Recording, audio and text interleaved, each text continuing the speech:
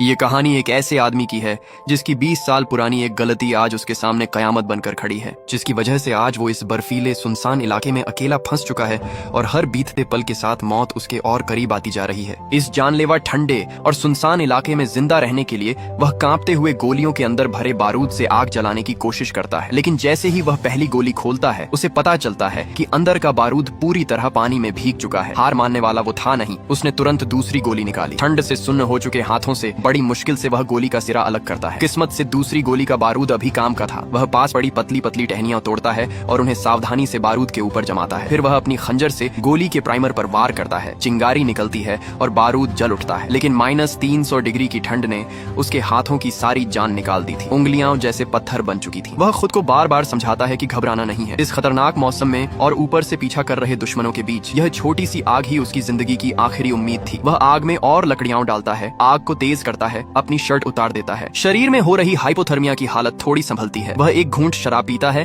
ताकि दर्द कुछ सुन्न हो जाए। फिर वही शराब बंदूक की नली में डाल देता है। अगर उसे जिंदा रहना है तो हाथ में फंसी गोली निकालनी ही होगी। जैसे ही वह कोशिश करता है, तेज दर्द से उसकी सांसें अटक जाती हैं, मगर वह रुकता नहीं। वह मुंह में चमड़े का टुकड़ा दबा लेता है और खंजर उठा लेता है। जिंदा रहने के लिए उसे खुद पर ही बेरहमी दिखानी पड़ती है। दर्द इतना भयानक होता है कि उसकी आंखों में आंसू आ जाते हैं, लेकिन आखिरकार गोली बाहर निकल आती है। संक्रमण से बचने के लिए वह खंजर को आग में तपाता है और बिना एक पल सोचे उसे सीधे जख्म पर दबा देता है। जलती हुई त्वचा से बदबू उठती है, ऐसा दर्द जैसे हड्डियों तक उतर गया हो। यह आदमी आम इंसानों से कहीं ज्यादा दर्द सहने की ताकत रखता था। जख्म संभालने के बाद उसका शरीर जवाब देने लगता है। जिड को खुद भी यकीन नहीं होता कि कैसे वह आज सिर्फ इस बर्फीले पहाड़ में अपनी मशीन चार्ज करने आया था और अचानक उस पर कुछ इनामी शिकारी हमला कर देंगे। उसकी बाईं बांह में गोली लग चुकी थी। जान बचाने के लिए उसे अपना घोड़ा और बंदूक वहीं छोड़नी पड़ी और वह भाग खड़ा हुआ। इसी दौरान वह फिसलता हुआ पहाड़ से नीचे लुढ़कता चला गया, लेकिन पीछे लगे लोग उसे छोड़ने के मूड में नहीं थे। उनकी बातचीत से उसे पता चलता है कि इस गिरोह का सरगना कर्व नाम का आदमी है। उसी ने पैसे देकर 4 इनामी शिकारी जिड को मारने के लिए बुलाए थे, मगर कर्व उसे जल्दी मारना नहीं चाहता था। वह जानबूझकर जिड को तड़पाना चाहता था। वह बाकी लोगों के साथ जिड के खून और पैरों के निशान देखते हुए उसका पीछा करता रहता है। जिड किसी तरह पीछा झटकने के लिए एक नदी पार करने की सोचता है। वह बीच में गिरे एक मोटे पेड़ के तने को पुल की तरह इस्तेमाल करना चाहता है, लेकिन एक हाथ पहले से घायल था और ऊपर से तना पूरी तरह फिसलन भरा। संतुलन बिगड़ते ही वह सीधे तेज बहती नदी में गिर पड़ता है। चाहे उसे तैरना कितना भी आता हो, इस हालात में नदी में गिरना लगभग मौत को बुलावा देना था। वह काफी देर तक उफनते पानी में जूझता रहा, तब कहीं जाकर किनारे निकल पाया। इस वक्त उसकी हालत पूरी तरह टूट चुकी थी। शरीर में बिल्कुल ताकत नहीं बची थी, फिर भी वह एक पल भी रुकने की हिम्मत नहीं करता। किनारे आते ही वह तुरंत आग जलाता है और अपने जख्म का इलाज करता है। जब उसकी आंख खुलती है तो देखता है कि आग बुझ चुकी है। शरीर थोड़ा संभल चुका था। तभी उसे झटका लगता है कि वह अब भी शिकार बना हुआ है। वह जल्दी जल्दी अपने कपड़े उठाता है और वहां से निकल पड़ता है। जैसा उसने सोचा था, कर्व और उसके लोग फिर से उसके पैरों के निशानों तक पहुंच चुके थे, लेकिन इस बार जिड वापस उसी जगह लौट आता है। उसे समझ आ गया था कि पैदल भागकर वह घोड़े पर सवार लोगों से नहीं बच सकता, इसलिए वह चालाकी करता है। वह एक दिशा में कुछ दूर तक पैदल चलता है, फिर दूसरी दिशा में दौड़ लगाता है। आग के पास जमीन पर उसके पैरों के 2 अलग अलग रास्तों के निशान बन जाते हैं। इसके बाद वह तीसरे रास्ते से निकल जाता है और इस बार पत्तों से अपने निशान ढक देता है। फिर भी उसे चैन नहीं पड़ता। पास खड़े एक बड़े पेड़ को देखकर उसके दिमाग में एक और प्लान आ जाता है। कुछ ही देर में इनामी शिकारी वहां पहुंच जाते हैं। उन्हें जमीन पर 2 अलग अलग पैरों के निशान दिखते हैं। कर्व तुरंत समझ जाता है कि यह जिड की चाल है। वह अपने लोगों को 3 टीमों में बांट देता है, हर आदमी एक रास्ते पर। 5वां आदमी वहीं रुककर इंतजार करता है। कर्व को पूरा यकीन था कि घायल जिड ज्यादा दूर नहीं जा सकता। वह उसे जिंदा रहने का कोई मौका नहीं देना चाहता था। तीनों अलग अलग दिशाओं में बढ़ जाते हैं, लेकिन थोड़ी ही देर में कर्व को एहसास हो जाता है कि जिस रास्ते का वह पीछा कर रहा था वह सिर्फ एक धोखा था। वह तुरंत पलटता है। दूसरी तरफ गया आदमी भी वही बात समझ जाता है। तीसरा शिकारी एक समझदार सा दिखने वाला बड़ी दाढ़ी वाला आदमी था। वह भी कुछ दूर जाने के बाद निशान खो बैठता है। वह सावधानी से अपनी बंदूक निकालता है और चारों तरफ देखने लगता है। उसे जरा भी अंदाजा नहीं था कि जिड ठीक उसके ऊपर उसी घने पेड़ की डालियों में छिपा बैठा है। दाढ़ी वाले को शक होता है। वह जमीन पर बिखरे खून के धब्बे देखता है जो एक जैसे नहीं थे। उसे गिरे हुए पेड़ की छाल के टुकड़े भी दिखते हैं। वह तुरंत ऊपर की ओर देखता है। किस्मत से जिड की छिपने की जगह काफी सुरक्षित थी, इसलिए वह उसे देख नहीं पाता, लेकिन जिड के बाएं हाथ से खून लगातार टपक रहा था जो बर्फ पर साफ दिख रहा था। दाढ़ी वाला फिर से ऊपर देखता है, मगर तब तक बहुत देर हो चुकी होती है। जिड पेड़ से नीचे उतरना चाहता है, लेकिन जमे हुए शरीर की वजह से संतुलन बिगड़ जाता है और वह नीचे गिर पड़ता है। हैरानी की बात यह थी कि दाढ़ी वाला ज्यादा घायल नहीं होता। जिड उसकी बंदूक छीन लेता है और उसके कपड़े भी उतार लेता है। हथियार और कपड़े मिल जाने के बाद भी उसे पता था कि भागते रहने के लिए ताकत चाहिए। वह खंजर से दाढ़ी वाले का पेट चीर देता है और अपने सुन्न हाथों को उसके अंदर डाल देता है ताकि गर्मी मिल सके। बाकी बचे इनामी शिकारी दिल से ही कुछ गलत होने का अंदाजा लगा लेते हैं। ज्यादा देर नहीं लगती और वे पैरों के निशान पकड़ते हुए उस जगह पहुंच जाते हैं जहां दाढ़ी वाला बड़ा होता है। उनका साथी अब एक ठंडी बेजान लाश बन चुका था। लाश अपने आप में उतनी डरावनी नहीं थी, लेकिन जिस तरह उसे मारा गया था वो रोंगटे खड़े कर देने वाला था। साफ दिख रहा था कि जिसे वे लोग शिकार समझ रहे थे उसी ने पलटकर उसे मारा था और उसके बाद अपने आप को गर्म रखने के लिए उसका पेट चीर दिया गया था। यह देखकर उनमें से एक जवान लड़का डर से कांपने लगता है, मगर पैसों के लालच में वे अब भी पीछे हटने को तैयार नहीं होते। इस बार सभी लोग घोड़ों पर सवार हो जाते हैं। आगे का पीछा और भी सावधानी से किया जाने वाला था। जिड को नहीं पता कि वह कितनी देर से भाग रहा है, लेकिन किसी तरह वह उस बर्फीले पहाड़ से बाहर निकल आता है। पहाड़ के नीचे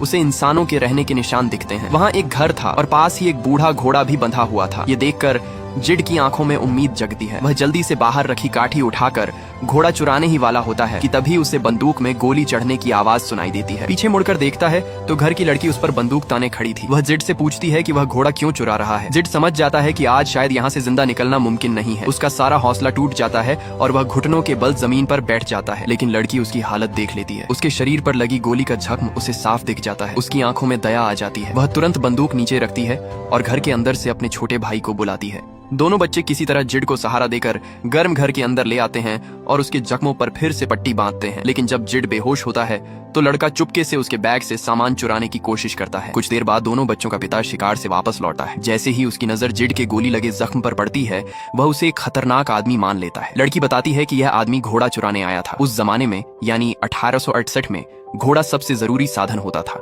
यहाँ से नजदीकी कस्बे तक पैदल पहुँचने में कम से कम 6 दिन लगते थे, इसलिए घोड़ा इस परिवार के लिए बेहद कीमती था। जिड जल्दी से सफाई देता है कि वह चोरी नहीं करना चाहता, बल्कि 2 गुने पैसे देकर घोड़ा खरीदना चाहता है। ये कहते हुए वह अपने बैग से 2 सोने की डलियां निकालता है। सोना देखकर घर का मालिक मान जाता है। पूरी तरह ठीक न होने के बावजूद जिड उस रात वहीं रुकता है। जिड जानता था कि ज्यादा देर रुकना इस परिवार के लिए खतरा बन सकता है, इसलिए अगली सुबह अंधेरा रहते ही वह चुपचाप घर से निकल जाता है ताकि किसी की नींद न टूटे।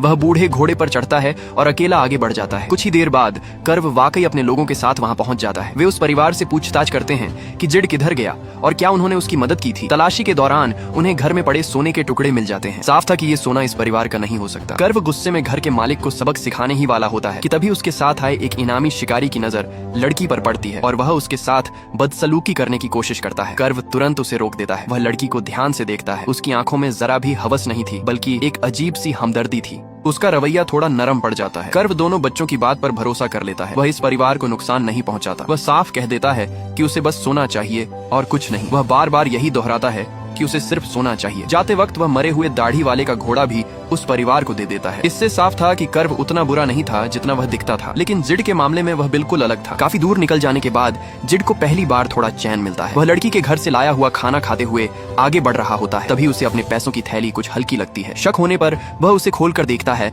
और उसके होश उड़ जाते हैं। अंदर रखा सारा सोना बदल दिया गया था। जिड को समझने में देर नहीं लगती कि यह हरकत उस छोटे लड़के की ही थी। वह मन ही मन सोचता है कि अब वापस जाकर कुछ कहना बेकार है। इतने खतरे में पड़कर दोबारा लौटना अक्लमंदी नहीं होती।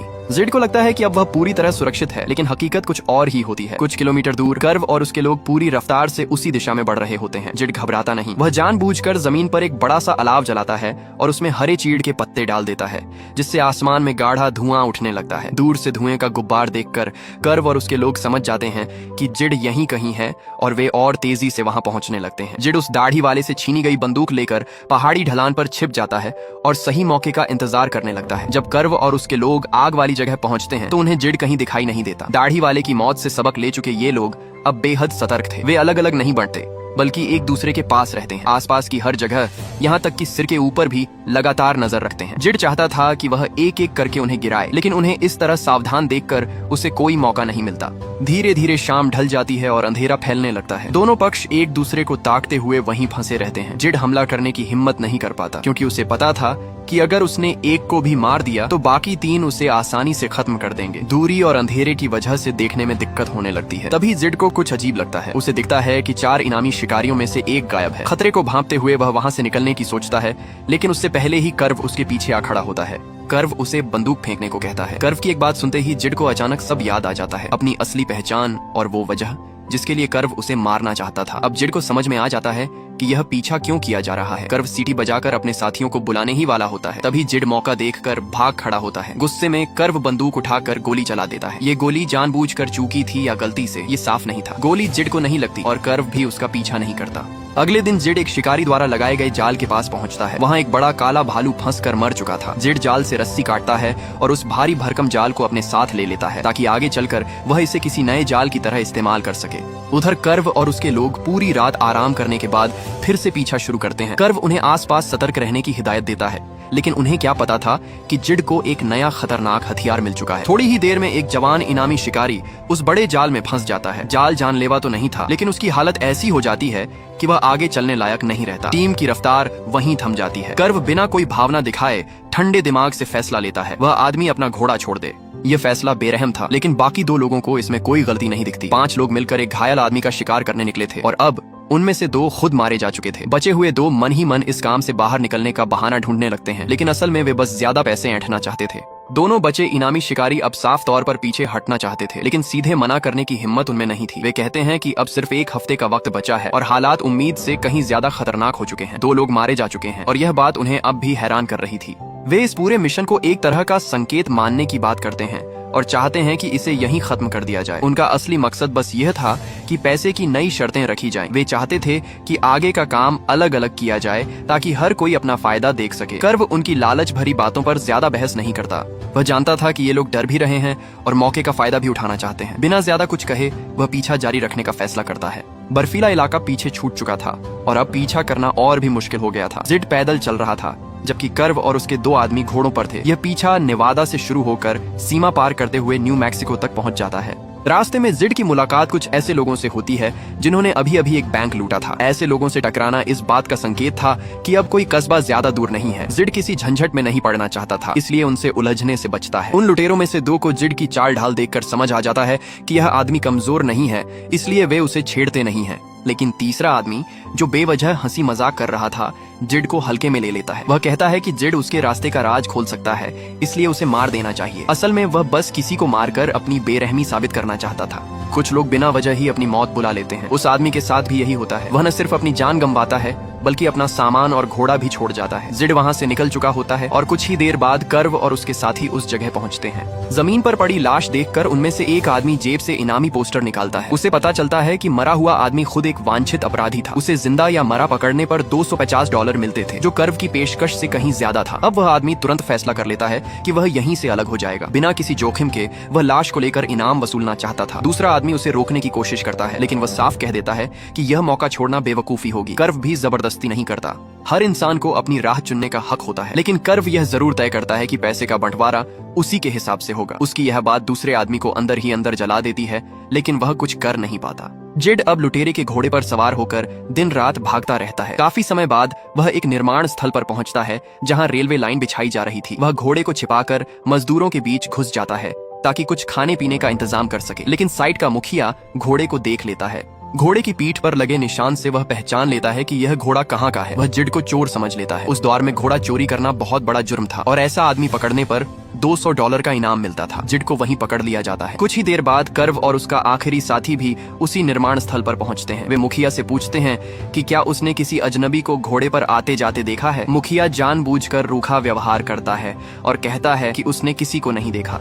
एक टेंट के अंदर जिड को बांधकर निगरानी में रखा जाता है। पहरा देने वाला आदमी जिड का सामान टटोलने लगता है। जिड उसे ऐसे चिढ़ाता है जैसे कोई कुत्ते से खेल रहा हो। खुद को अपमानित महसूस कर वह पहरेदार जिड को सबक सिखाने जाता है, लेकिन 2 ही चाल में जिड उसे बेहोश कर देता है। इसी दौरान कर्व जिड के निशान ढूंढ रहा होता है। वह मुखिया की बात पर भरोसा नहीं करता। उधर जिड टेंट से निकलकर वही घोड़ा फिर से चुरा लेता है और तेजी से भाग जाता है। कर्व काफी देर तक खोजता रहता है, लेकिन जब उसे कोई नहीं मिलता तो वह भी वहाँ से निकल जाता है। रास्ते में कर्व और उसका साथी कुछ अजीब से लोगों से टकराते हैं जो खुद को जानवरों की रक्षा करने वाला संगठन बताते हैं। ये लोग बेहद सीधे साधे होते हैं। वे दोनों को पानी और खाना देते हैं और रात भर आराम करने देते हैं। अगली सुबह जब कर्व आगे बढ़ने लगता है तो उसे एहसास होता है कि उसकी बंदूक से सारी गोलियां गायब हैं। सिर्फ एक गोली बची बची थी जो उसने खुद के लिए अलग रखी थी। ये वही अक्ल से पैदल लोग थे जो हथियारों से डरते थे और सारी गोलियां निकाल ले गए थे। इसके बावजूद कर्व पीछा छोड़ने को तैयार नहीं होता। इधर लगातार भागते रहने की वजह से जिड का बूढ़ा घोड़ा जवाब दे देता है। उसकी एक टांग टूट जाती है। कई दिनों से पानी और खाने की कमी ने जिड को भी तोड़ दिया था। वह जमीन पर गिर पड़ता है। वह कुछ सेकंड घोड़े के लिए मन ही मन अफसोस करता है, लेकिन तभी दूर उसे धुएं का गुब्बार दिखता है। उसे समझ आ जाता है कि कर्व अब भी पीछे लगा हुआ है। अब भागना नामुमकिन था। उसके पास आखिरी रास्ता बचता है। वह अपने खंजर से बूढ़े घोड़े की जिंदगी खत्म कर देता है ताकि उसका दर्द खत्म हो जाए, लेकिन वह यही नहीं रुकता। वह घोड़े के पेट को चीरकर उसके अंदर छिप जाता है ताकि आखिरी बार घात लगा सके। कुछ देर बाद कर्व और उसका साथी वहां पहुंचते हैं। जमीन पर पड़े घोड़े की लाश और बिखरे हुए अंदरूनी अंग देखकर वे सोचते हैं कि किसी जंगली जानवर ने हमला किया होगा। उन्हें जरा भी अंदाजा नहीं होता कि जिड उसी घोड़े के पेट के अंदर छिपा हुआ है। अचानक जिड हमला करता है। दोनों इस वार से पूरी तरह चौंक जाते हैं। जिड कर्व को बंदूक फेंकने के लिए कहता है, लेकिन कर्व अलग ही मिट्टी का बना हुआ था। वह जिड को तुरंत मारना नहीं चाहता था। वह 3 साल से उसे ढूंढ रहा था। कुछ पल और सही। कर्व और जिड की दुश्मनी की जड़ें 1865 के गृह युद्ध तक जाती हैं। कर्व कभी दक्षिणी सेना का एक जनरल था, लेकिन युद्ध में उत्तर की जीत हुई और दक्षिण हार गया। कर्व की ताकत और रुतबा सब छिन गया। वहीं जिड विजेता पक्ष का एक कप्तान था। उसे आदेश मिला था कि वह कर्व को गिरफ्तार करे, लेकिन उसके कुछ सैनिकों ने हद पार कर दी। उन्होंने कर्व का घर जला दिया। उसकी पत्नी और उसके 2 बच्चे उसी आग में मर गए। हालात जिड के हाथ से निकल चुके थे। उसी दिन दोनों के बीच खून की दुश्मनी पैदा हो गई। सच यह था कि जिड खुद को सालों से इस बात के लिए दोषी मानता आया था। उसे बार बार डरावने सपने आते थे और कर्व इन 3 सालों में बस एक ही मकसद से जी रहा था, बदला। जिड कर्व को मार सकता था, लेकिन वह ऐसा नहीं करता, क्योंकि जिस आग में कर्व का परिवार जला था उसकी वजह कहीं न कहीं वही था। जिड जाते जाते उसे पानी की एक कुप्पी दे देता है ताकि वह रेगिस्तान में तड़प कर न मरे। लेकिन नफरत इतनी आसानी से खत्म नहीं होती। कर्व उसी पानी के सहारे फिर से उसका पीछा करता है। रास्ते में वह एक छोटे से तालाब पर पहुंचता है, लेकिन वहां पहले से एक आदमी मौजूद होता है। वह पानी के बदले एक घोड़ा मांगता है। कर्व सौदा मान लेता है। कुछ देर बाद जिड भी उसी सूखी नदी के पास पहुंचता है। तेज धूप में वह बेहोश होने वाला होता है। तभी एक घुमंतु व्यापारी वहां आता है। जिड देखता है कि कर्व भी पास आ रहा है। उसके पास बंदूक तो थी, लेकिन गोली नहीं। वह व्यापारी से सौदा करता है, एक घोड़ा बदले में एक गोली।